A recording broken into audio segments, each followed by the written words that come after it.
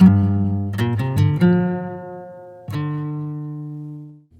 everyone, this is Carter. How are you? How's it going? How is life? Well, thank you for listening, watching another episode of Making It Up. So, this is the show where I talk to writers of all backgrounds and kind of try to figure them out a little bit. Just have a good conversation and try to understand their origin story a little bit. And at the end, we always make up a fun story together. And, when I say writers of all backgrounds, here's a different one. So this is the first time I've spoken to a romance writer. So today I talked to Sabrina Jeffries, and Sabrina and I share the same agent. And I've been with my agent for many, many years, probably 18 years or so. And I know Sabrina's been with her, I think probably at least that long. And so that was kind of my connection to Sabrina. And I've always, seen Pam, my agent, posting about her. And I know she's a very extremely popular writer.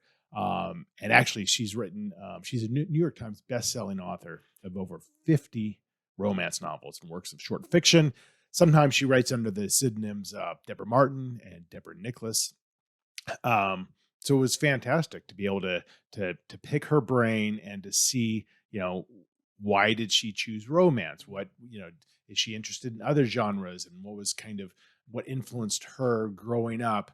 And just hearing about her, productivity and, even managing her fan base and just the realities of being a very popular writer in these massive conventions that you go to. How do you manage that process? So she was great. And at the end, we pick a Ken Follett book, and we we create a kind of a kinky little story involving adult diapers. So you won't be disappointed by hearing that. So enjoy. This is my conversation with Sabrina Jeffries.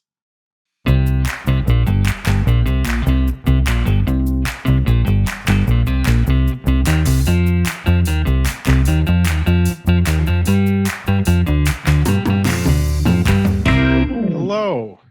Hi, Carter. How you doing? I am well. How are you? I'm okay. Good. Good. First things first, you write under different names. How do you want me to address you? Okay, I always see myself as having a nickname. Okay. To me, the pseudonym is a nickname.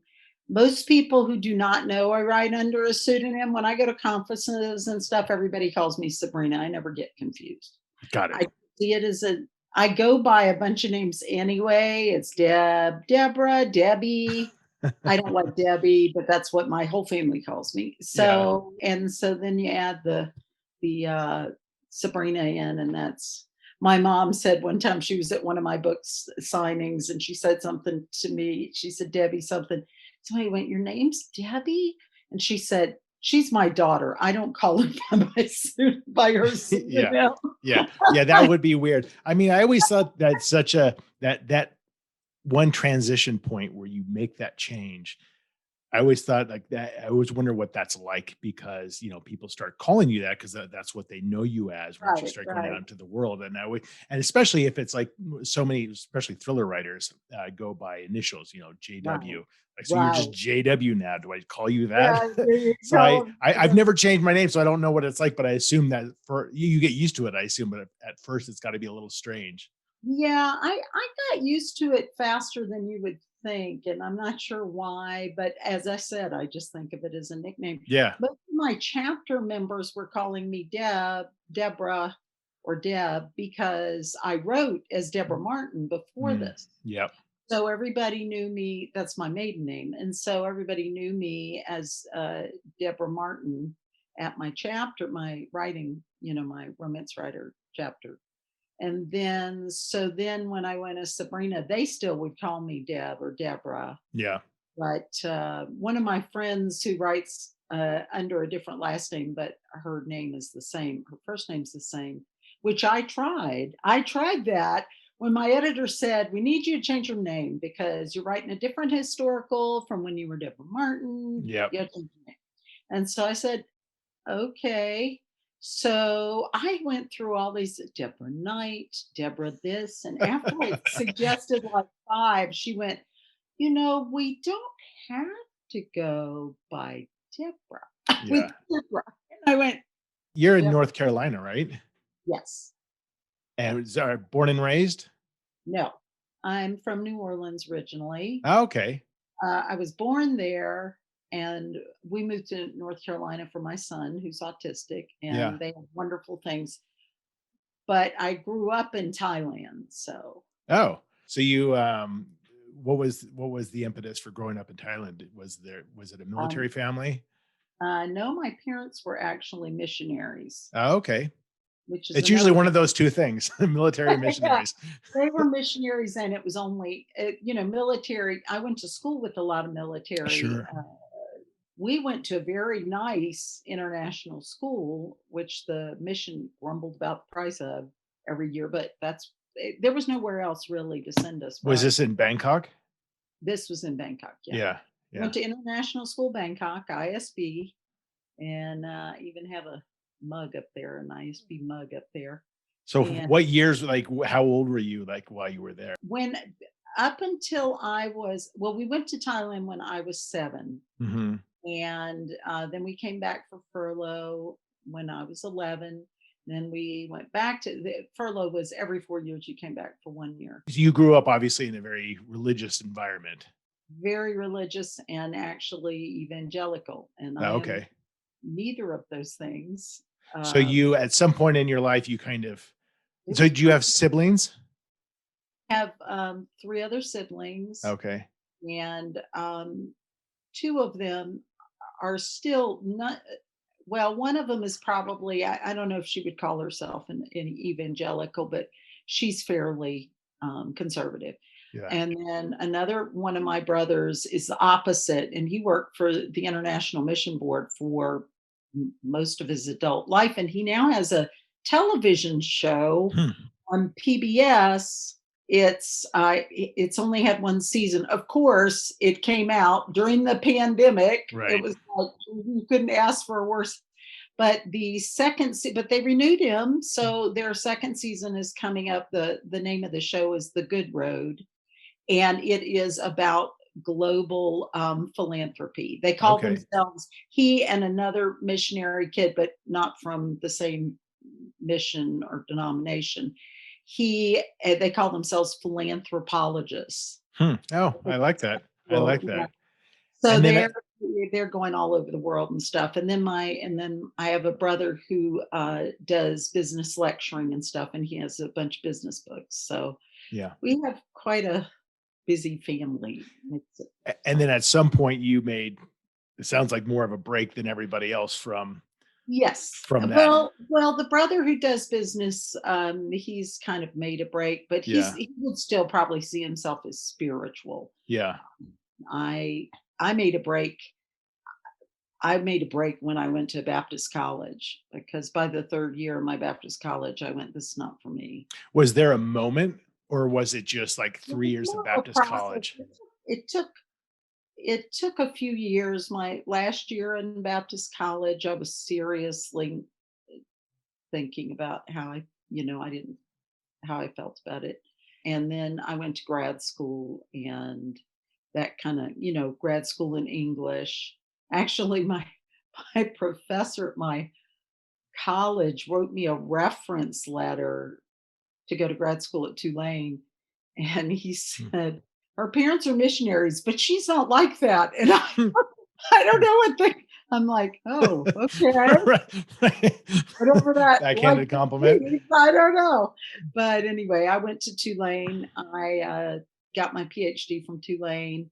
I did my dissertation on James Joyce. Mm. And I was a glutton for punishment. And Well, a PhD in English literature is a glutton for punishment, regardless of oh, what your yes, yes. dissertation's on. I had this crazy idea.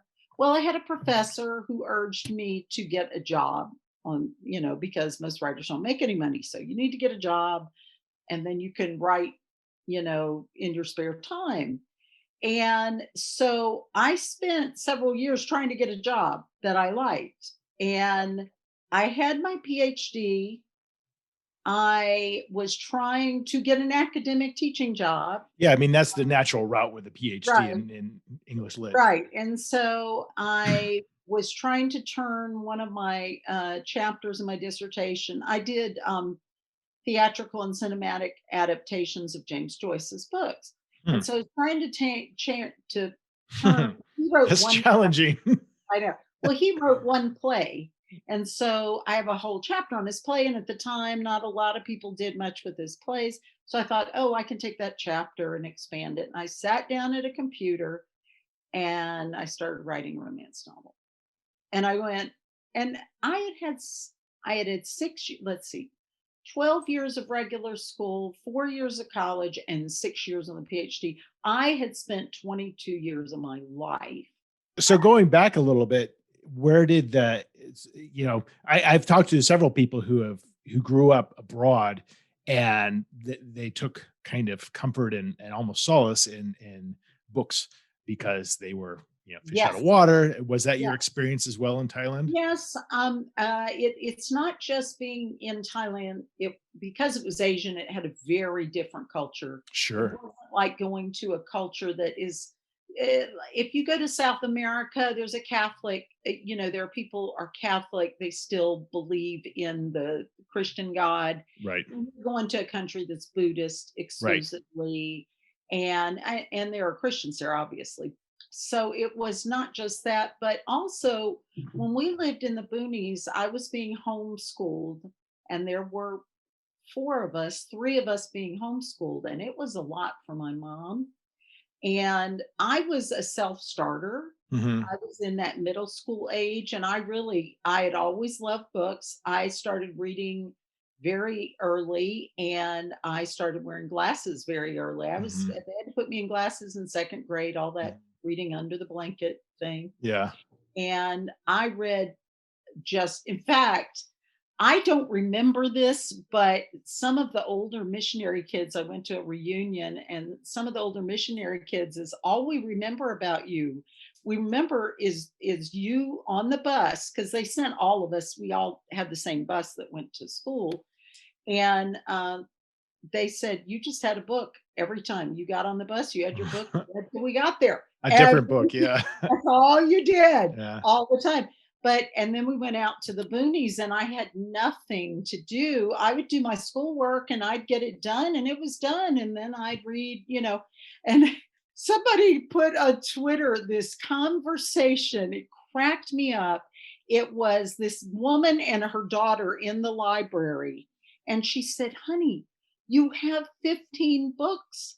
You can't read 15 books in a week. She said, Mom, I need emergency books. That was me. That was me. I was like, but So what were you reading? you kind of didn't have much of a Right, choice. whatever you can get your hands on. Yeah. But And fiction.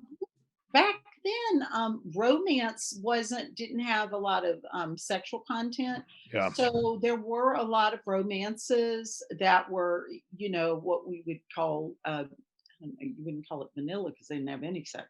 You call it, just no, it was okay for a Yeah. kid to read. Yeah. Yeah. And I read Grace Livingston Hill, who was a Mm. Christian author, but I didn't realize she went back so far. I think she wrote in the 40s or 50s or something. Oh. And my mom got me those books, and I kept reading. She would talk about the painted ladies. The heroine was not a painted lady. And I'm like, Mom, what does she mean? And she said, oh, they don't wear makeup. Well, my mom wore makeup. I'm like, but why don't they wear makeup? I was like, I don't understand. What is the deal with the makeup and the painted ladies? So yeah, I read those. They were still romances. I mean, Yeah. I started reading romance young, and I actually started thinking up romance stories young. And I remember at 12 in Rayon, where we lived, thinking, when I grow up, I'm going to write these down. I had several plots. Hmm. I read a lot of Zane Grey because my dad loved Zane Grey, and I had a cowboy plot, and I loved King Arthur and all of that. So I had a medieval plot. I didn't know it was medieval. I just back when there were castles. And and then I had a contemporary plot with a rock star, of course. And I had all of those. And I thought, one day I'm going to write these down and sell them. And now here you are with more than 50 books, 9 million books in print. Do you still feel that when you get to the next one, like, oh, I'm really excited for this next one because I think I'm even better? Or is that kind of plateaued at some point? Well, that in that sense has plateaued in the sense that I learn something new every book. I learn something new just writing. I learn something new when I read other authors. I learn stuff new from watching television Totally. because I have a girlfriend who writes historical romance who said, I learned so much about plotting from watching Law and Order. She Yep. said they cut to the chase. They don't go, oh, but how did he get across town to such and such? No, it starts here, it picks up here. None of that is in there. Right. Nobody thinks And it about changes over stuff. time, right? What's in Right, vogue now wasn't in vogue back then. You're like, oh, right, people like these exactly. kind of plots now. Right. So it's interesting to me that you do keep learning. You have to. I mean, you're not going to survive as a writer if you don't keep learning. Most of what I'm learning, unfortunately, is things about marketing and you Right. know Which is so important. And it might not the speak to your business. strengths, right? But Yeah, you were part of a team, yeah, and you're yeah. one part of it. You're an important part of it. But these books aren't getting sold by, Right. by you. Okay, There's a to give whole you organization behind it. just to give you an example. So I finished a novella that took longer than it should have because it was interactive. A whole long story I'm not going to get into, but I it put me behind on my book that is due August 1st. That's Mhm. 4 months from today. I am well aware it is 4 months from today. I wrote a book once in 4.5 months. This is the shortest, and I'm sure I may be able to get a little bit of an extension. I don't know how much, but the minute I turned in the novella, they gave me 2 days. And then they said, so this new series, have you been thinking about what you're going to do? We need to know who the hero and heroine are, what they look like. That's for the art sheet. We need to know, do you have any idea of what the first story is going to be? Oh my And goodness, so I much pressure. I had already come up with a series idea and had run that by them. So, but I gave them 2 paragraphs because that's all I had Yeah. at that point. I said, I still have only those 2 paragraphs. I have been writing a novella, Yeah. this novella that was such a difficult novella to write. And you all know this because you know what was going on. And why? So you're asking me. So yesterday, have you thought any more about? And I'm like, they really need this now. Wow. And the Yeah. book's not coming out until a month from March. But she said the marketing, she told me Everything's who got to the get marketing in person motion. said. She said Jane needs to she's going to sales conference in a couple of weeks. She needs to be able to tell them what the new series, and actually the higher up you get, the more important that stuff is because they're doing more. Yeah. So they've got to think about it and be creative. They're aware that this has got to be real creative and all of this. And so Well, you should be, grateful that you're at a status level where all that stuff is critical and they're all waiting for you because you become a very important name. I know, but I've been there for some years, but I never thought I would get to this point. I never did. And part of it is that I wrote romance in a time when romance was just exploding and everybody was buying, and when it used to be that there were lots, this has happened in the industry probably, lots of mid-list authors, and you could go into a drugstore and there would be shelves. This is before ebooks. There would be shelves and shelves of books and one pocket per book. So you didn't have the mega bestsellers taking up half the shelf. You Mhm. didn't get that. They had a new book out and they were kind of equal with everybody else. And somewhere in there, publishers figured out that that it was a lot easier to build a few top people and sell them Right. than it was to sell a bunch of different people who, and not of all of which would take. Right. And Watering down kind of, right. the And I options for everybody. came along, I rose in that period, and also in a period when everybody said historical romance was dead. I was old enough to remember all the times they had said historical romance was Right, dead. right. It didn't Like, scare it's you. dead now. Right. Okay. I mean, I have a friend who writes contemporaries who used to write historicals, and she told me at one conference, historical romance is dead, dead, dead, dead, dead. That's what she told me. I've always remembered that. But the fact of the matter is, still, historical romance doesn't sell as well as contemporary. For a while, it didn't sell as well as paranormal. It may still not sell as well as paranormal, romantic suspense, but the people who read it are diehards. I Mhm. have readers who go, if you go to writing contemporaries, I'm not reading them. I could broaden my audience, but to be honest, I don't want to write contemporaries. I Right. like It's what you want. It's where your heart's at. So I'll just kind of wrap up before we do a quick storytelling, but I have a million different questions for you, but in the sake of sorry, I'm time. really chatty, so No, no, that's okay. There's just yeah, you're a wealth of information, which is great. And you're the first romance novelist I've talked to. So that's interesting as well. But what's particularly interesting to me is just your how prolific you are and how many works that you've done. How do you balance kind of maybe what you want to do in terms of writing with having established such a name and such an expectation for readers? Is that a balance? Or are you constantly like, no, I want to keep doing historicals, I want to do, or I have an idea for a contemporary series that I think would be really good, and I just don't. I know that if something happened to me tomorrow, I would, or if I got sick or something, I yeah, would not say, "Oh, I never wrote that series." It's not that. Now, I may have an idea that shapes. I think the problem is the first book. I can't get. I can't. I have everything set up. I have the series set up, but I don't have any ideas for the first book.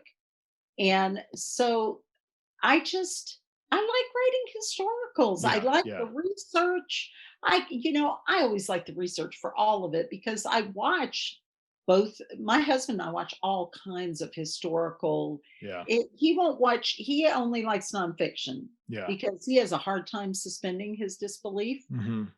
But when it comes to historicals, he doesn't know. Like he knows that particularly for crime shows. He knows, he's like, yeah, so they're with M16s and he's got a revolver and he manages to shoot Right, right, kill them right, right, all. right, right. Right. He can't do that. But he doesn't know about historical weapons. Right. So we watch tons of historical shows. I love them all that historical fiction.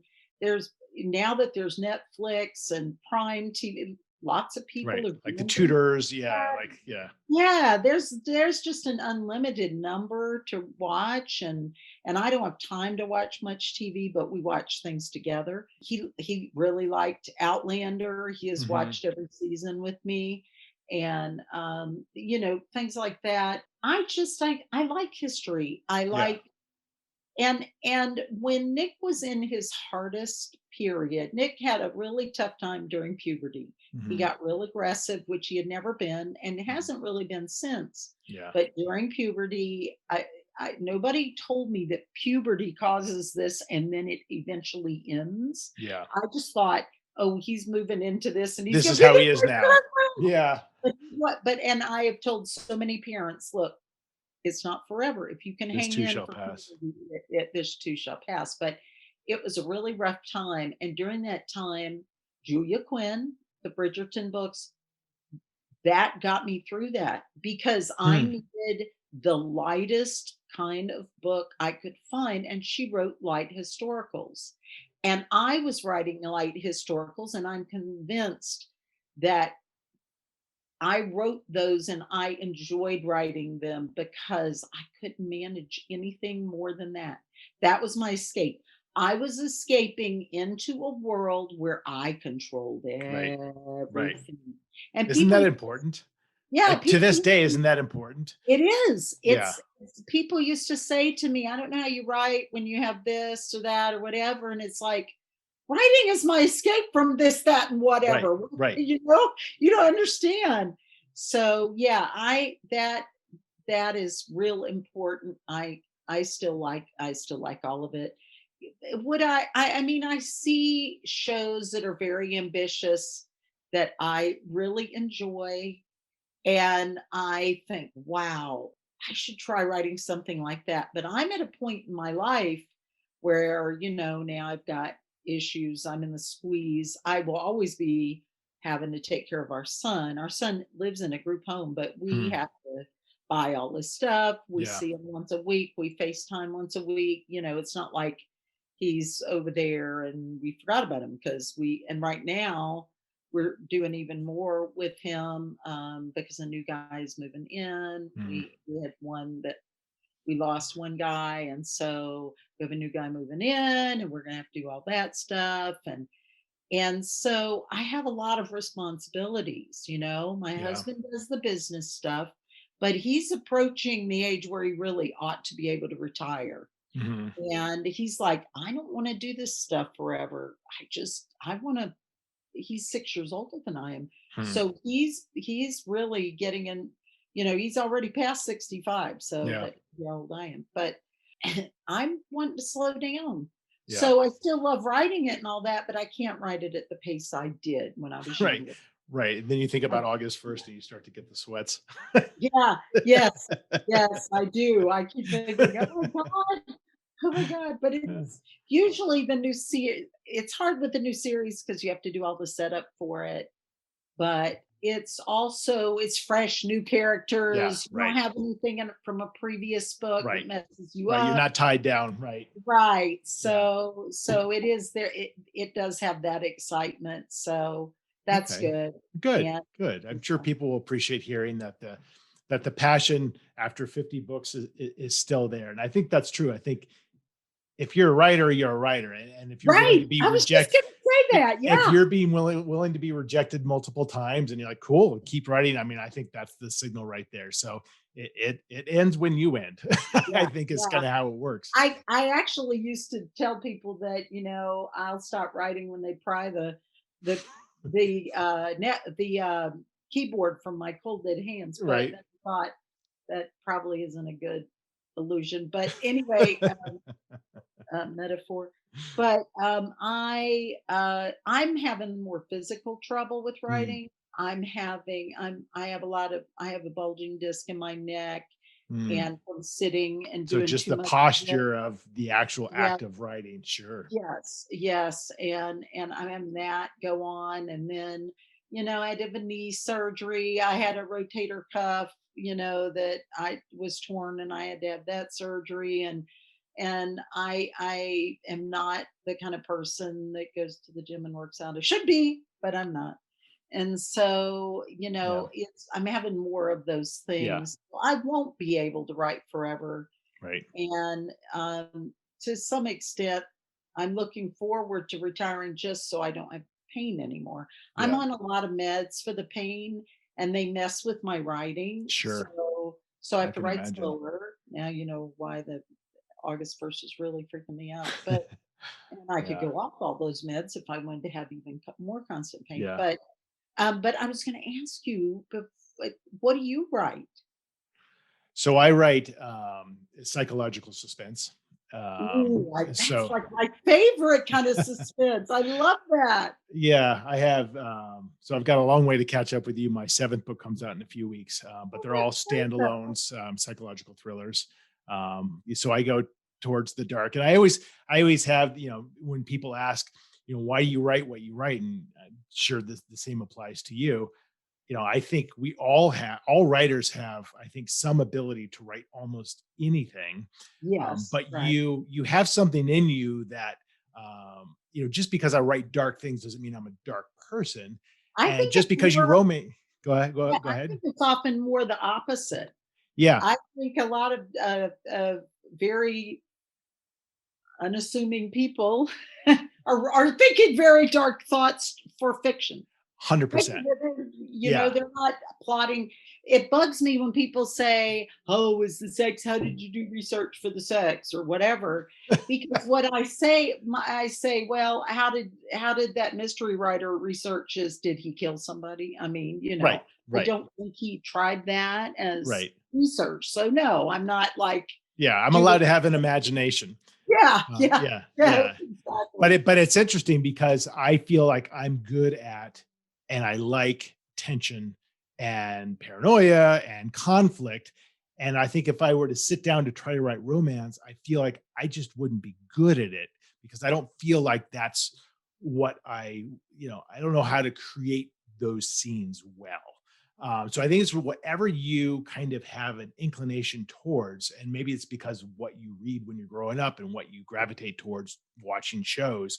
Right, I right, gravitate towards like, wow, did you see how they shot that angle? And did you see how that one look from his face created this massive amount of oh, tension? yeah, yeah, I my love that. brother does the same thing. So it's Yeah, just interesting because I think we're all capable, but I think we have strengths, and then we just kind of go to those strengths and what interests us. And then well, you I'm get to go curious, ahead. why do you write one-offs instead of series? Because, Yeah, everybody seems to think that series are, where the money is. yeah, well, for sure. I probably would be much more better off if I write, and there's no real reason behind it. I love the idea of just exploring entire new universes. Every book, just here's and I'm not against a series by any means. I've never Right, created somebody that I'm dying to see what happens to the next.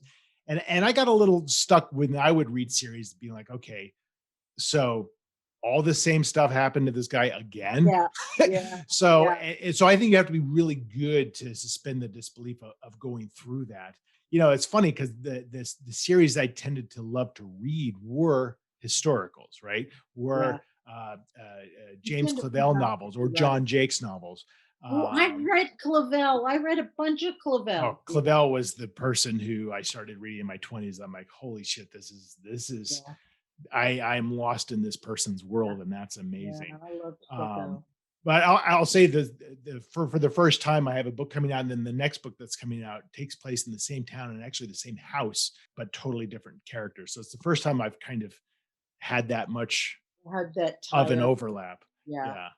Well, Um, the thing that's great about romance series that I think is harder when you're writing suspense or mystery series is we don't have one protagonist.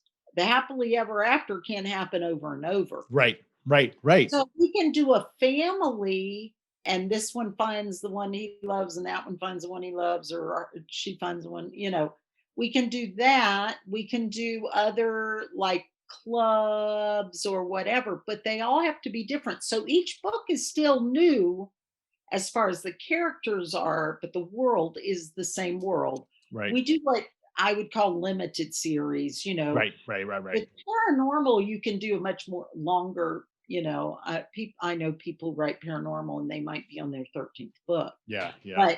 but mine historical romance readers tend to like a 3 to 4 book series. Yeah. There are some long-standing ones, but for the most part, I think they like, it can be a town. I know Tessa Dare has one that's set around a town. Yeah. You can do that kind of thing. So we get the best of both worlds. Yeah. That's We nice. can set up the series, but the book is the couple is fresh because we're writing primarily about the couple.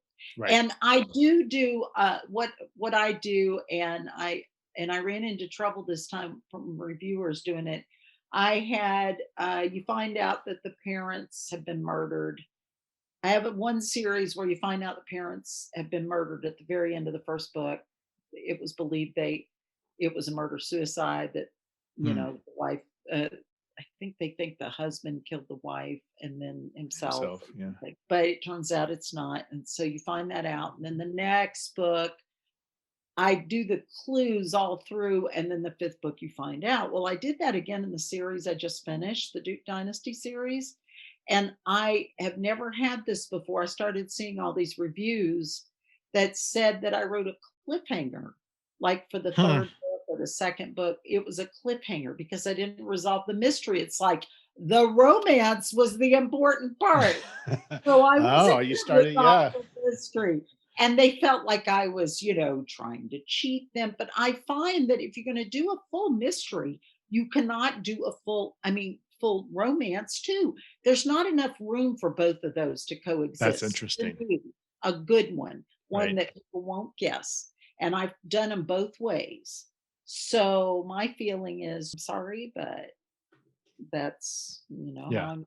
Right. Right. So I don't know what to do about that. I'm like, maybe I should not stop doing those overarching mysteries, but a lot of my Yeah. readers like them. Yeah. It's So fun to do. Well, we're going to yeah, do a really quick storytelling. It probably last okay. about 3 minutes. So this is Sorry. always interesting because it goes totally different places every time. Sometimes it goes super dark. Sometimes it goes funny. Sometimes it's just a complete mess. But I'll probably just pick a book kind of at random up there, and I'm going to have you grab a page out of it, and we'll start from there. So I'll be right back. Okay. Okay.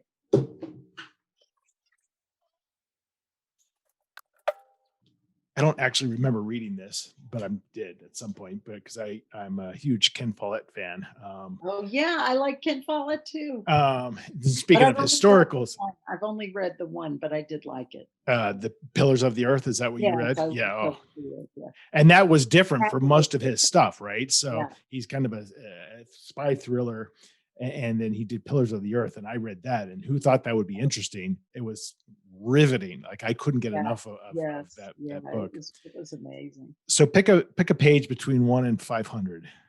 422. Okay, and then pick a number between 1 and 4, and that'll be like the sentence that we grab. 3. Okay, so I'm going to read this, and then you add a sentence or two, whatever you want to do, and then I'll add a sentence or two, and after a few minutes, I'll just kind of call an end to it, and we'll see where it goes. Well, it should be really wild. With me on my meds, I don't always find the right words. So, Oh, that makes it even better. All right, he must have approached silently and waited for her to arrive. Oh, sorry, waited for her to. I'm going to start that again. He must have approached silently and waited for her to rise. All no, right. I heard the sentence. So I said he really wanted to get it on, but there was no time. What time will you be back? She asked. You know, I have that thing to do today. I have to tell my father that I slept with his ex-wife. Hey, I'm a romance writer. I always go there. You did. You Yeah. never told me that. How are you going to start that conversation with him? She asked. Well, I'm not sure he's going to believe me. So I'm going to show him her diary, which I stole while I was at her house. You stole her diary? You have to read me a page from it. Do you want the juicy parts or the scary parts? You know me. I want the juicy parts. The juicier, the better. So, not where she's a psycho bitch. Oh, I didn't realize she was a psycho bitch. Is there a passage that has a little bit of both in it? She asked. That would be the part where she wrote about getting a CEO to wear a diaper in bed.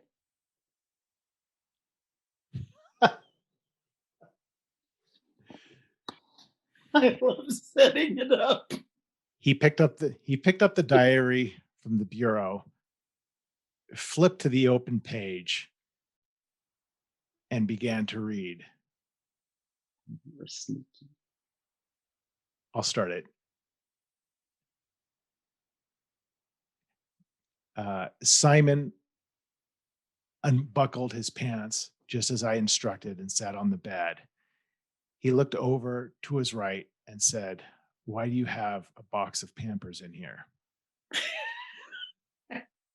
And I said, if you really want to find out, you put one on. I don't think Pampers make adult diapers, but This is where I was going. it's more depends. It was that moment I realized to my horror that I had just bought normal Pampers and not adult diapers. Simon was able to get one snugly around his calf, but no higher. I have to admit, he looked ridiculous. Okay, bring us home. Wait. I had an idea and then it went, it's the problem with the mid. Let me see if I can get it back. I told him he had been a very bad boy, not buying the correct size Pampers, and he needed to be punished. All right, I think we got to call it there because it's going to get super dark after this. We'll leave it on a cliffhanger. Piss off your fans. Wow, that was fun. I usually hate people talking about how romance is all about sex, and they ask me, about the sex. I hate that because about 10% of every one of my books is the sex. Yeah. And then I just went there, but it was just so much fun. That's great. Well, yeah, when I talk to thriller writers, it's usually somebody gets murdered within yes, I'm sure the third sentence. Sure. So, but Sabrina, what a great pleasure to. I mean, I've known your name for years, obviously through Pam, and then I see all her posts, and what a great pleasure to finally talk to you and hear about it was lots of fun. Your journey and all the successes you've had, and I'm so excited that you have the same passion now as you had when you wrote book number 1, and I think that's very inspirational to the people who are going to hopefully be watching and listening to this. So I appreciate it. Thank you for having me. It was really fun. Enjoy the rest of your day. Take care. Okay, you too. Bye.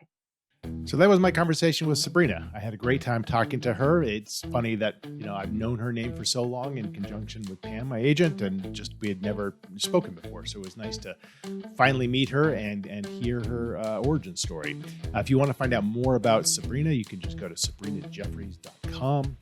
And if you want to check out my website at carterwilson.com, you can subscribe to my newsletter. You can see my random thoughts in my blog post there. You can see some of my photography. There's pictures of my cat. It's just a whole circus there. So check it out. Thanks for watching. Thanks for listening. More episodes out soon. In the meantime, take care.